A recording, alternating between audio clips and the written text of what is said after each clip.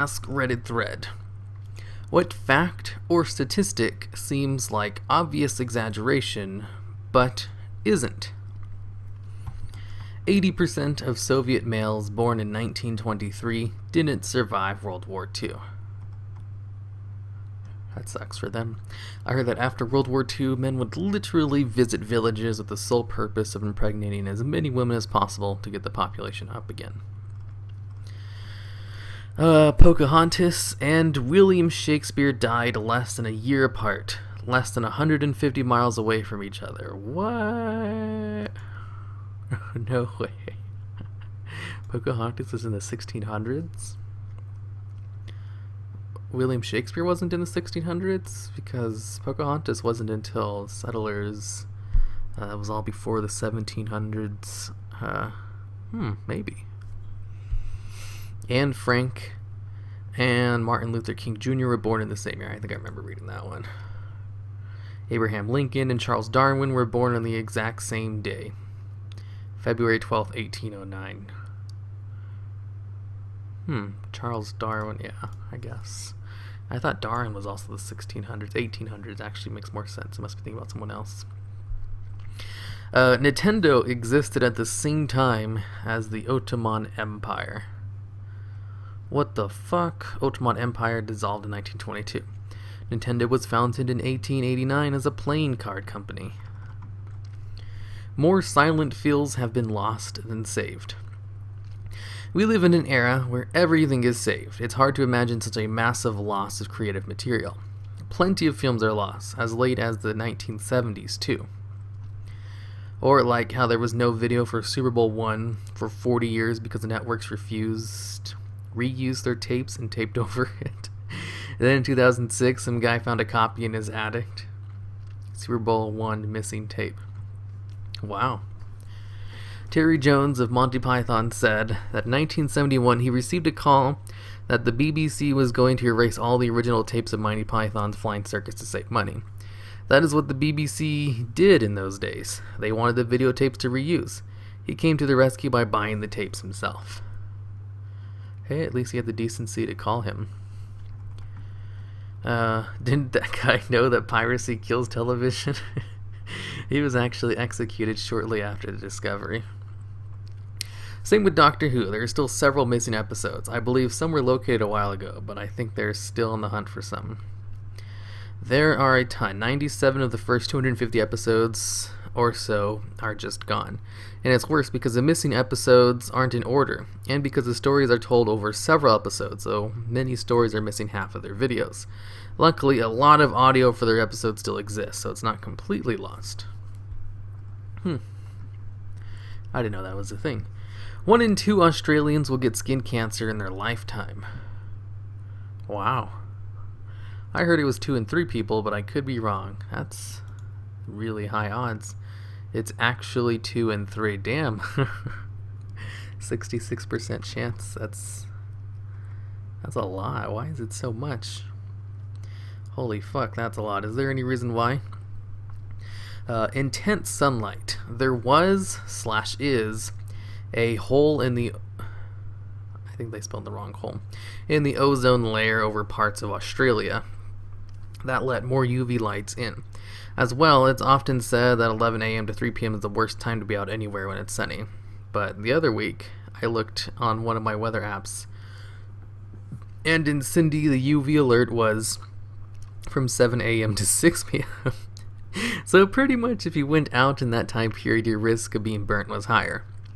Also, our lifestyle. Pretty much in summer, we're outdoors a lot of the time, especially in the hot hours, 11 a.m. to 3 p.m.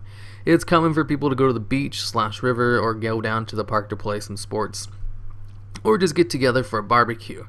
Cricket is also popular. I know it's my district. Games go from 1 p.m. to 6/7, so that's a long time out in the sun.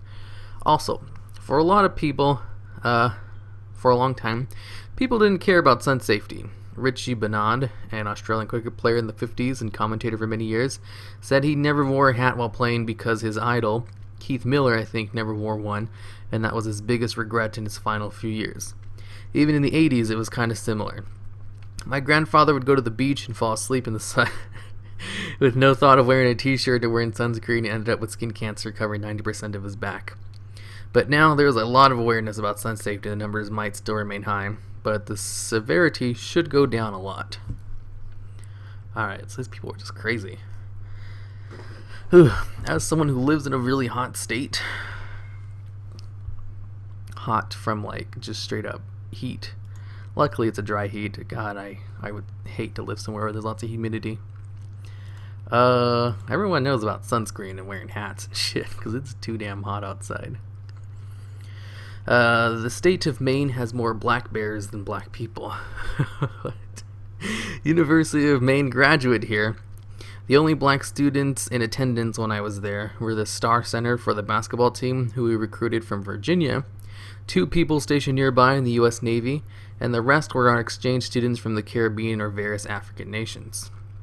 The total student population was around 12,000, and of those, only 24 were black. Those numbers are not even close. The black bear population is estimated at 30K, while the black population is around 15K.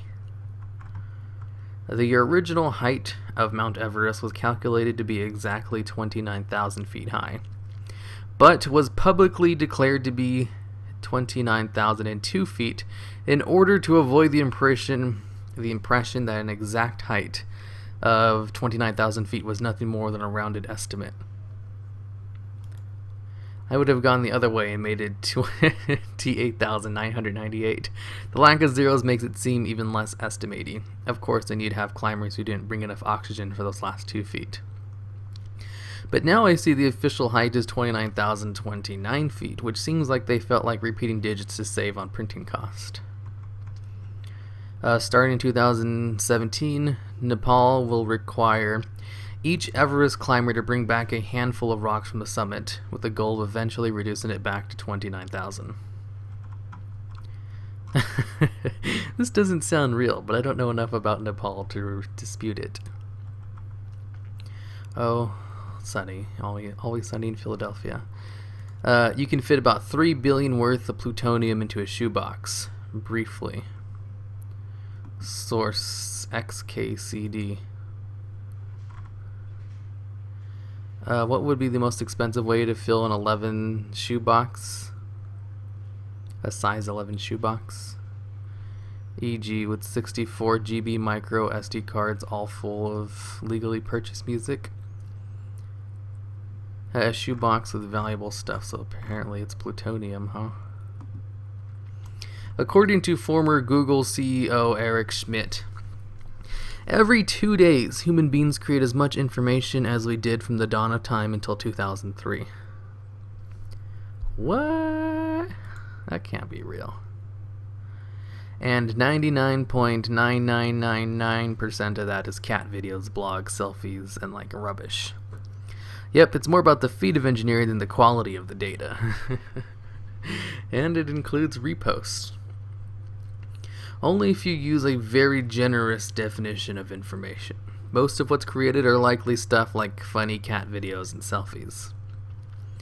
In 2003, there was no Facebook, Twitter, or YouTube, etc. People tweeted 500 million times a day right now. 300 hours of videos are uploaded to YouTube every minute. I'm more impressed by the server and storage tech behind it all than anything. Amazing feats of engineering. So I should just give up my goal of watching all of YouTube? Not at all. You just have to watch it at 18,000 times normal speed. Or you can just get 18,000 monitors and watch many videos simultaneously. There's something like 5 hours of video uploaded to YouTube for every second. You need a metric shit ton of screens to even match that.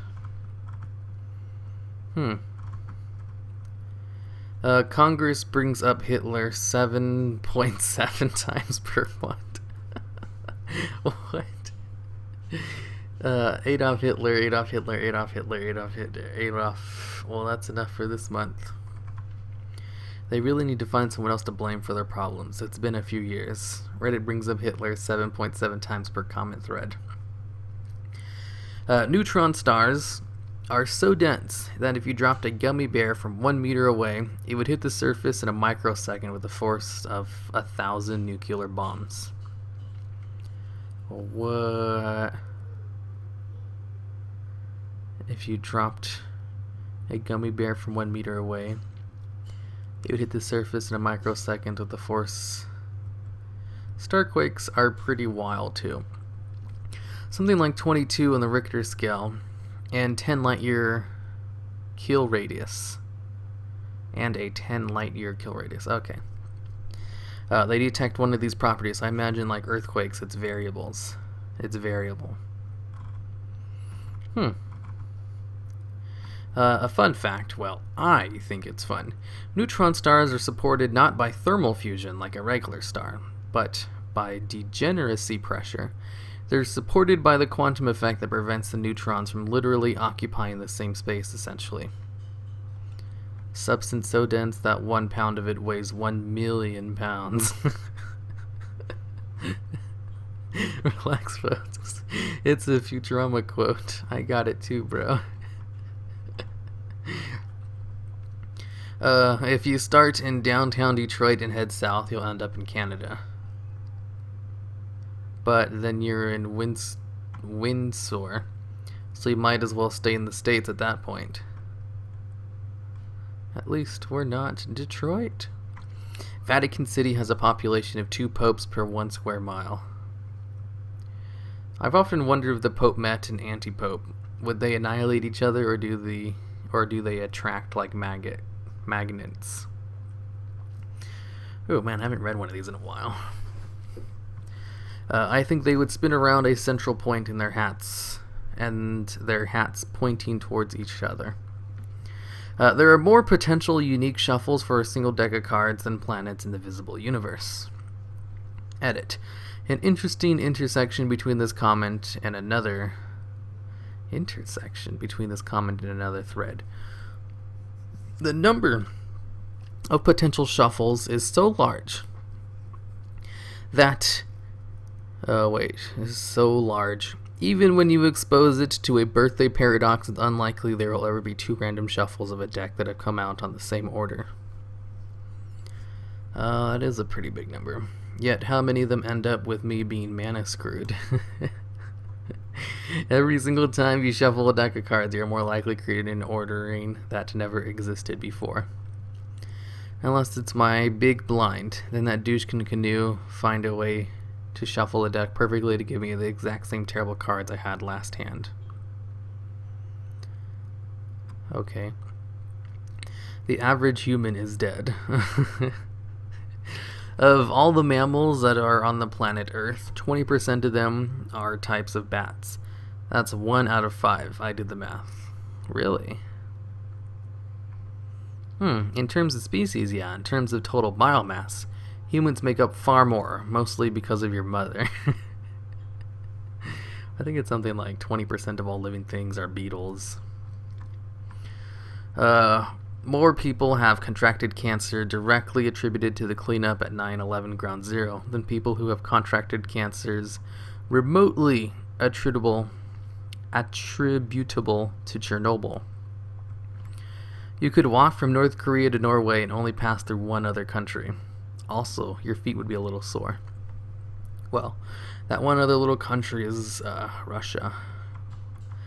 I think Russia is the biggest country in the world.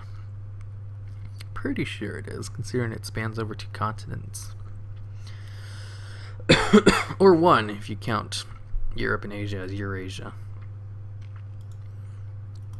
Radio astronomer here. You exert more energy when you unfold a single piece of paper than we have collected in all the radio waves we have ever collected from outer space. What? You should always switch doors to win the car and not the goat. Oh, the Monty Hall problem. This is a weird brain teaser. This came up in Monogatari a couple weeks ago. It's an anime. You must be an anime nerd, or it's just a coincidence. I'm pretty sure he's a Monogatari fan. Anyways, the Monty Hall problem is you have 3 doors, and you're told that one of the doors has a prize behind it. Actually, well, I want to just read this. Suppose you're on a game show, and you're given the choice of 3 doors. Behind one door is a car. Behind the other, just goats. You pick a door, say number 1, and the host, who knows what's behind the doors, opens another door and says, number 3, which has a goat. He then says to you, do you want to pick door number 2? Is it to your advantage to switch your choice? Basically, you have 3 doors. Say you pick number 1, and the host will open up number 3 and show you, look, this is a goat. That means one of the other 2 doors has the car. And you have already chosen number 1, but you are allowed to switch to number 2 if you want. So 50-50 chance, right? Actually, you have a higher chance of winning if you switch doors. That's where the problem comes from. The Monty Hall problem. It's like, how does that give you a higher chance if you switch? It's 50-50. Isn't it 50-50? Well, no. Actually, you have a higher chance of winning if you open door number 2. It's really weird. It makes sense if you read through the whole thing. But at first glance, it's like, how do you have a higher chance if you switch to door number 2? Or say you're on door number 2, and they open up door number 3, you have a higher chance of winning if you switch to door number 1. It's just if you switch to the one that you've chosen, you have a higher chance of winning. That's the Monty Hall problem. It's a weird paradox, but it's backed up by math. And a lot of people, there's like a huge debate in the scientific community about it. It's like, that doesn't make any sense. It's like, no, it does make sense. You just have to read through it. I love this one because no matter how well it is explained, some people will just not believe it. Educated, intelligent adults will reject the conclusion and deny the outcome until their eyes bleed. If you ever need to give an example of a counterintuitive result, here it is. I don't deny it. I just don't understand it. Yeah, it's a weird one. The easiest way to explain it is that I've seen is to change the numbers. Let's say there are 100 doors. One has a prize behind it, and 99 do not have a prize behind it. You pick a door. Monty then opens 98 of the non-picked doors to show you that they had no prizes behind them. Do you switch now?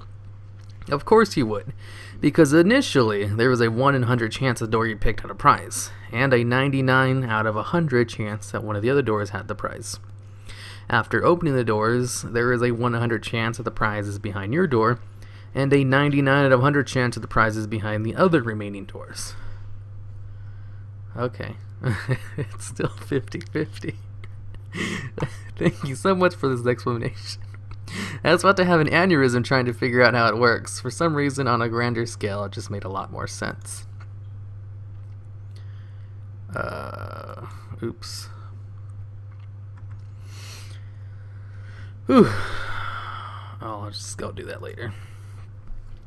I find this is a useful tactic for reasoning about a lot of mathematical problems. If something doesn't seem clear, consider what would happen if you made one of the variables arbitrarily large. I actually kind of want to read more of these because this is a thing that a lot of people just don't agree with, even after they learn of the math. No, load the comments. I know there's like 100 of them. Bah. I wanted to read more comments behind this. Oh well. Almost 1% of American adults are in prison. Makes sense. Oh, this is actually kind of long right now. One more, and then I'll end this video. If the entire population of China walked past you in a single file, the line would take about 100 years because of the reproduction rate. Wow. They do have a large population, I guess.